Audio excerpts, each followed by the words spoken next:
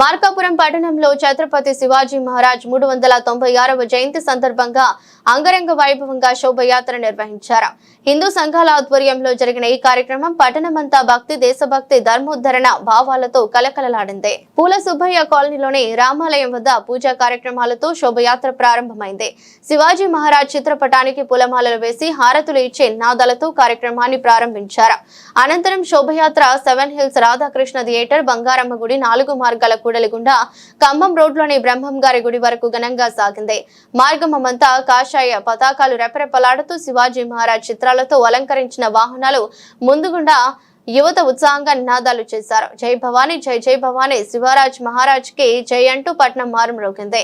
సంప్రదాయ వాద్యాలు, డప్పులు, తాళాలు కార్యక్రమానికి ప్రత్యేక ఆకర్షణగా నిలిచాయి. ఈ శోభయాత్రను విశ్వ హిందూ పరిషత్, హిందూ చైతన్య వేదిక, హనుమాన్ శోభయాత్ర కమిటీ, మార్కాపురం హిందూ సంఘాలు సంయుక్తంగా నిర్వహించాయి.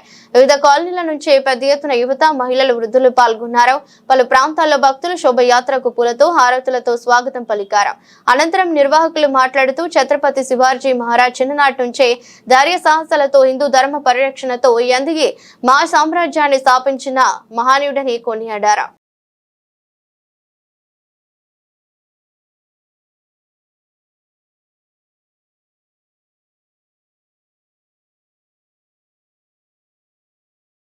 భారతదేశ చరిత్రలో హిందూ సమాజము మరచిపోలేనటువంటి చారిత్రక వీరుడు, మహాపురుషుడు ఛత్రపతి శివాజీ మహారాజు. ప్రపంచ చరిత్రలో ఒక వ్యక్తి 100 యుద్ధాలను గెలిచి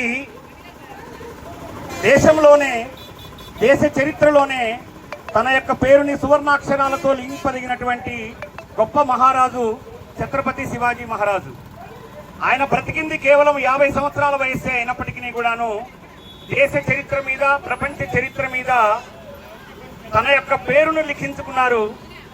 తన యొక్క ప్రతిష్టని ఒక బలపురానటువంటి చక్రవర్తిగా తనను తాను నిరూపించుకున్నారు.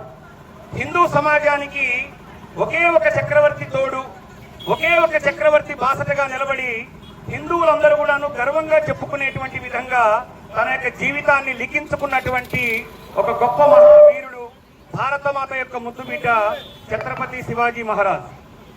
ప్రపంచ చరిత్రలోనే 100 యుద్ధాలను గెలిచినటువంటి గొప్ప చక్రవర్తి శివాజీ మహారాజ్. తన యొక్క జీవిత కాలంలో 16వ ఏటనే, చాలా చిన్న వయస్సులోనే తోరణ దుర్గాన్ని జయించి ప్రపంచంలోనే అతి చిన్న వయస్సులోనే ఒక కోటను జయించినటువంటి యువకుడు ఛత్రపతి శివాజీ మహారాజ్. తన యొక్క 50 ఏళ్ల జీవిత కాలంలో సుమారుగా 250 కోటలను జయించాడు. ఆయన 110 కోటలను నిర్మించాడు. మహమ్మదీయుల యొక్క గుండెల్లో నిద్రపోయాడు. ఆయన దాదాపు 1630 సంవత్సరం నుండి 1680 సంవత్సరం వరకు కూడాను మహమ్మదీయుల గుండెళ్లలో ఒక సింహ స్వప్నంగా ఆయన నిలబడ్డాడు. జిజియా మాత యొక్క పెంపకం, శివాజీ మహారాజు యొక్క జీవితాన్ని చూసే మాట అయితే, తల్లి మాటను వినేటువంటి ఏ పుత్రుడైనా సరే, తల్లి యొక్క మాటను జవదాటనటువంటి ఏ పుత్రుడైనా సరే ఎటువంటి గొప్ప స్థానానికి చేరుకోగలరో ఒక ఉత్తమమైనటువంటి ఉదాహరణ శివాజీ మహారాజు యొక్క జీవిత చరిత్ర. చిన్న వయస్సులోనే ఎటువంటి అక్షర జ్ఞానం లేనటువంటి గిరిజన ప్రాంతానికి చెందినటువంటి, కొంకన్ ప్రాంతానికి చెందినటువంటి గిరిజనులను, మావలీలను వాళ్ళందరికీ శిక్షణనిచ్చి అప్పుడున్నటువంటి మహమ్మదీయుల యొక్క అరాచక పాలనకు వ్యతిరేకంగా తన యొక్క సొంత సైన్యాన్ని తయారు చేసుకొని ఆ సైన్యం యొక్క సహాయంతో ఎవరూ నిర్మించలేనటువంటి ఒక విశాలమైనటువంటి హిందూ సామ్రాజ్యాన్ని శివాజీ మహారాజు నిర్మించారు. 1666లో శివాజీ మహారాజు హిందూ సామ్రాజ్య స్థాపన చేశారు. ఛత్రపతి అనేటువంటి బిరుదుతోటి సువిశాలమైనటువంటి హిందూ సామ్రాజ్యాన్ని స్థాపించారు.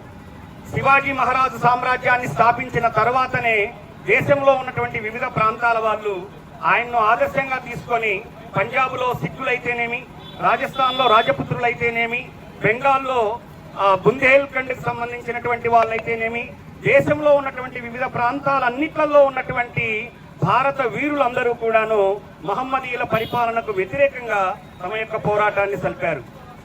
శివాజీ వ్యక్తిగతంగా జీవిత చరిత్రే కాకుండా ఆయన యొక్క పరిపాలనా విధానం కూడాను ప్రపంచమే మెచ్చుకోదగినటువంటి పరిపాలన ఆయన చేయడం జరిగింది. ప్రపంచంలో ఉన్నటువంటి అనేక దేశాలు తమ యొక్క యుద్ధ నీతిని, తమ యొక్క వార్ఫేర్ని శివాజీ యొక్క గెరిల్లా వార్ఫేర్గా తీసుకొని ఆయన యొక్క మోడల్ తోటి అనేక యుద్ధాలను గెలిచినటువంటి ఉదాహరణలు ప్రపంచ దేశ చరిత్రలో ఎన్నో ఉన్నాయి. స్త్రీలను గౌరవించటం, తల్లి మాటను జవదాటకుండా ఉండడం, తన కింద అనేక మంది మహావీరులను తయారు చేయటం, సువిశాలమైనటువంటి సామ్రాజ్యాన్ని స్థాపించటం, చాలా కొద్ది మంది సైన్యంతో ప్రపంచ చరిత్రలో, భారతదేశ చరిత్రలో ఆయన పేరును సుస్థిరంగా నిలబెట్టుకున్నటువంటి ఉదాహరణని మనం చూడొచ్చు. కాబట్టి శివాజీ యొక్క జీవితాన్ని మనం ఉదాహరణగా తీసుకొని మన మనసులలో ఎల్లప్పుడూ కూడాను మన యొక్క హిందూ ధర్మం పట్ల నిష్ఠ, మన హిందూ ధర్మాన్ని మనం కాపాడుకోవడము, మన హిందూ ధర్మాన్ని ఆచరించడము, భారతీయ సంస్కృతికి మనం వారసులుగా తయారవడం అనేటువంటి చేసినప్పుడే శివాజీ మహారాజుకు నిజమైనటువంటి నివాళిని మనం అర్పించగలుగుతాము. ఆ విధమైనటువంటి ప్రయత్నం మనం అందరం చేయాలి. చివరిగా 1680లో చనిపోయిన తర్వాత కూడా 100 సంవత్సరాల పాటు మహమ్మదీయులు మరాఠా సామ్రాజ్యాన్ని కదిలించలేకపోయారు.